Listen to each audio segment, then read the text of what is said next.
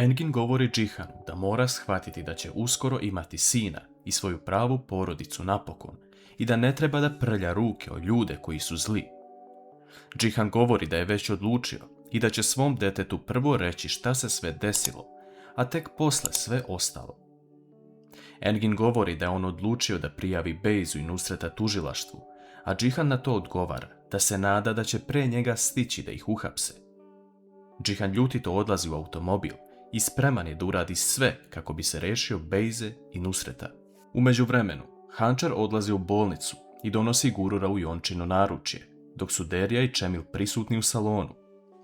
Hančar govori da je Jonča odigrala jako lošu igru time što je svoje dete prodala zbog novca. Hančar također dodaje da je i Derja bila upletena u ovo i da joj je više dosta njenih laži, koje su samo tu zbog njene koristi. Čemil je zbunjen šta se dešava, a Hančar mu objašnjava da je Gurur Jončin sin, a da ga je Bejza uzela sebi samo kako bi razdvojila Hančar i Džihana. Nakon što Hančar izađe iz salona, Čemil je sustiže govoreći da on nije imao ništa sa tim, a Hančar ga zagrli, odgovarajući da zna i da će svi dobiti ono što zaslužuju. Čemil se vraća u salon, govoreći Jonči da ju je gledao kao sestru i nakon toga shvata da je ovaj salon kupljen od Mukaderinog novca. Čemil uzima svoje stvari i odlazi kući, govoreći da svaki dinar zarađen u ovom salonu ide na njegovu dušu. Derja i Jonča plaču jer su sada u velikom problemu, jer svi ljudi koji su bili uz njih su nestali zbog toga što su one krile tajnu. Njih dve se tu posvađaju, zato što je Jonča kriva za sve što se desilo i da Derja neće moći da vrati Čemila nazad nakon ovoga. Derja izlazi iz salona, govoreći Jonči da se nikada više neće vratiti. Ona odlazi kući i vidi Čemila kako je spakovao kofere. Derja moli Čemila da ne ode i da joj da samo još jednu šansu. Ona se kune da neće ponoviti više istu stvar, a Čemil se sa osmehom i suzama u očima okreće govoreći Derji da se ona nikada neće promeniti i da on to ne može više da trpi. Čemil se okreće i odlazi. Vraćamo se na situaciju kod Džihana. Džihan dobija poruku od Metina gde se nalaze Nusret i Bejza. On pre nego što ode na lice mesta, zove Hančar i govori joj da joj je njihovo dete povereno i da zna da će se ona brinuti o njemu kako treba. Hančar na sve načine moli Džihana da to ne uradi. Džihan u tom trenutku šalje Hančar sliku Nusreta i Bejze i govori kako ih je pronašao, ali nakon toga on spušta slušalicu i odlazi na adresu. Nakon što dođe na adresu, Džihanu prilazi Metin, govoreći da će on uraditi ovo za njega, jer kako god nema za šta da živi. Džihan govori da je ovo njegov posao i da će on uraditi sve. Metin se povlači i odlazi za ćoška, dok Džihan stoji u mestu i čeka Bejzu i Nusreta da se pojave na ulici. Da li će Džihan stvarno rizikovati svoj život zbog Nusreta i Bejze? Hančar dolazi u vilu uplakana i tužna, jer je Džihan čvrsto odlučio da će ovo uraditi. Sinem dolazi kod Hančar i pita je šta se desilo. Hančar joj daje mobilni telefon i sliku koju je Džihan poslao. U tom trenutku se u dnevnom boravku pojavlja Mukader, koja počne da plače, misleći da je Džihan učinio ono što je rekao. Međutim, Sinem vidi u pozadini ime radnje koja se nalazi u toj ulici, a Hančar shvata da je to blizu vile, te odmah kreće na lice mesta.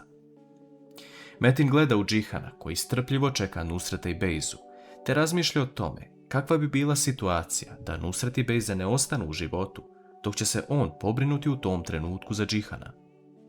Metin shvata da to nije vredno toga da on bude u zatvoru i odustaje od te misli.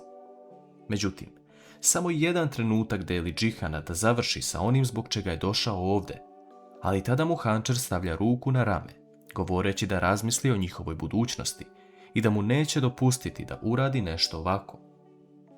Dok Džihan gleda trudnu Hančar ispred sebe kako plače, u tom trenutku se na početku ulice pojavljuju Nusret i Bejza. Kakvu će odluku Džihan doneti u posljednjem trenutku?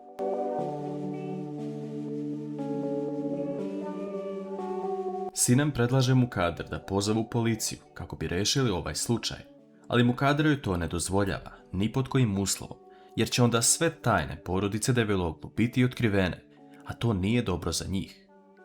Mukader počinje da viče na sine, kako je ona ovdje samo zbog Metina, ali i to da će njen sin Džihan donijeti pravu odluku i kazniti te ljude. Mukader ne zna više šta da kaže, te seda na fotelju i zamišlja scenu kako Džihan i Metin dolaze nakon što su završili posao sa Nusretom i Bejzom, te da sada kreću da se obračunaju sa njom. Sinem u tom trenutku zove policiju pre nego što je Mukader spreči i daje dojavu gde se nalaze, to jest u kom pansionu. Engin je također u policijskoj stanici i još jednom prijavljuje gubitak svoje sestre, ali sada sa dokazom da je to uradila Bejza i da je ona sada begunac sa Nusretom.